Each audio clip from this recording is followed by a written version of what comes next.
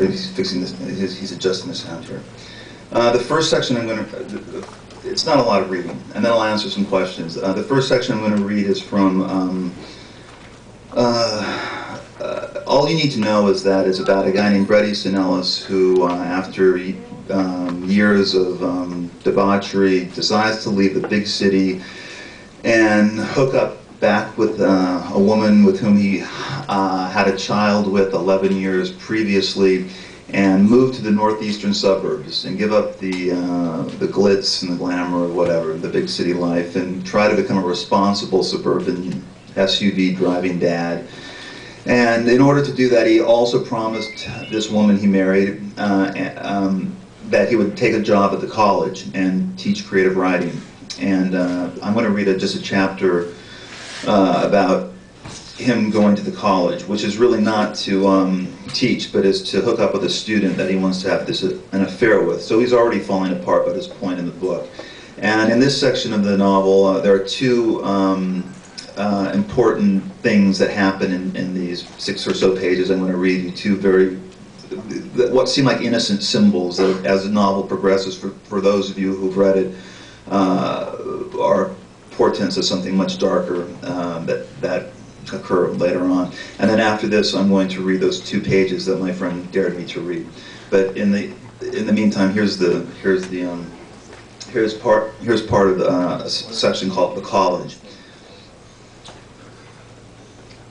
Part of the town we lived in seemed drained up and fractured and modern, tilted buildings spaced widely apart with facades that resembled cascading ribbons, and concrete slabs fluttering over one another, and electronic signs wrapped around the buildings, and there were gigantic liquid crystal display screens and zip strips quoting stock prices and delivering the day's headlines, and neon decorated the courthouse, and a jumbotron TV was perched above the Bloomingdales that took up 4 blocks of downtown. But beyond this district, the town also boasted a 2,000-acre nature preserve and horse farms and 2 golf courses, and there were more children's bookstores than there were Barnes and Nobles. My route to the college ran past numerous playgrounds and a baseball field, and on Main Street, where I stopped to buy a Starbucks latte, there were a variety of gourmet food stores, a first-class cheese shop, a row of patisseries, a friendly pharmacist who filled my Klonopin and Xanax prescriptions, an understated Cineplex and a family-run hardware store, and all the surrounding streets were lined with magnolia and dogwood and cherry trees.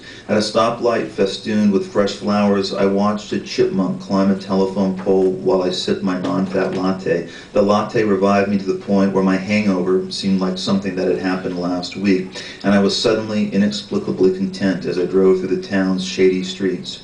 I passed a potato field. I passed horses grazing outside a barn. At the campus gates, the security guard tipped his hat to me as I raised my latte, acknowledging him.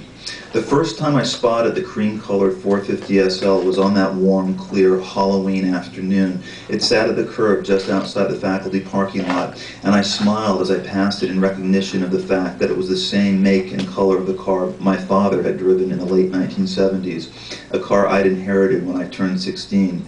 This one was a convertible as well, and the intriguing coincidence brought a brief rush of memories. A freeway, sun glinting off the hood, staring out the windshield at the twisting roads of Mulholland while the Go-Go's blared from the stereo, the top down and palm trees swaying above me. I made nothing of it at the time. There were plenty of rich kids at the college, and a car like that wasn't necessarily out of place.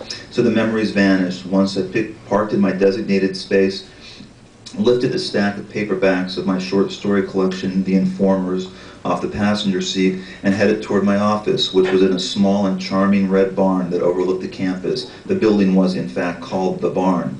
Still smiling to myself, I realized that my sole reason for being here today was that my office was the only place Amy Light would meet me now, under the auspices of a student-teacher counseling session. Even though she wasn't my student, I wasn't her teacher, and no counseling was planned. We had attempted a single tryst at her off-campus apartment, but there was an obnoxious cat inhabiting it that I was deeply allergic to. On the steps of a library sheathed in metal and glass, Hungover students were catching rays. Walking across the quad, I stopped to help tap a keg and sneak a beer in front of a new art installation. Soccer players in DKNY sportswear loped across the quad's green field, and except for a few goths sitting beneath the overhang of Commons, where I dropped off the stack of the Informers, placing it on the free with student ID table, everyone looked as if they stepped out of an Abercrombie & Fitch catalog. It all resembled something extremely enticing, and again I was taken back into the past, to my years at Camden. In fact, the whole campus, the vibe, the placement of the dorms, the design of the main buildings reminded me of Camden, even though this was just another small and expensive liberal arts college in the middle of nowhere. "Yo, Mr. Ellis, great party last night. What's going down?" someone called out. It was a jock from my writing class who had a modicum of talent. "Yo, I'm down. I'm very down, Jesse," I called back good-naturedly, and then added, as an afterthought, "Rock on." Students kept calling out as I walked up to the barn, thanking me for the party none of them had been invited to, but that they had all apparently attended nonetheless. And so he had a Halloween party the night before, and a lot of the kids in the campus crashed it.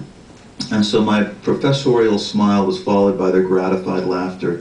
There was also the nervous-looking Jewish student, David Abramowitz, I nodded to as I passed, and who, I must confess, I was a little into. The compliments about the rad party kept rolling in, and I returned friendly waves to students I'd never even seen before. On the door of my office was a note from a student I never heard of, canceling an appointment I didn't recall having made, apologizing for her outburst in last Wednesday's class. I tried hard to remember the student and what the outburst had been about, but couldn't come up with anything, because the class was a sleepwalk, so laid back and comfortable and informal that even the suggestion of an outburst was worrisome.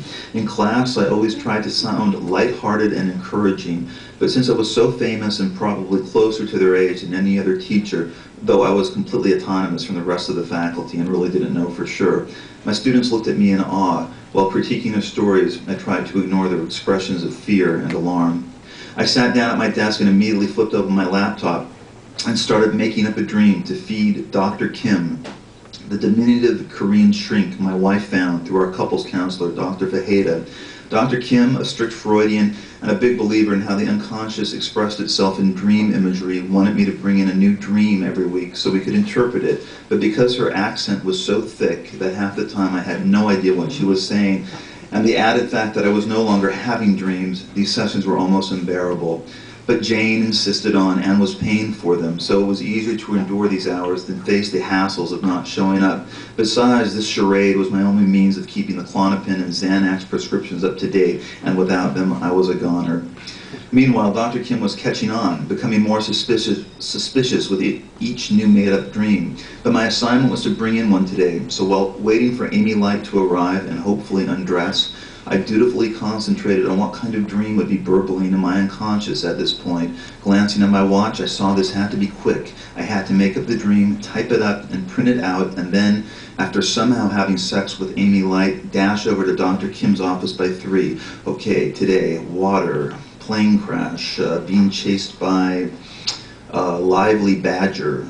Yes, I must remember, animals are not my friends. I was naked on the plane. The lively badger was also on the plane, and maybe its name was Jane.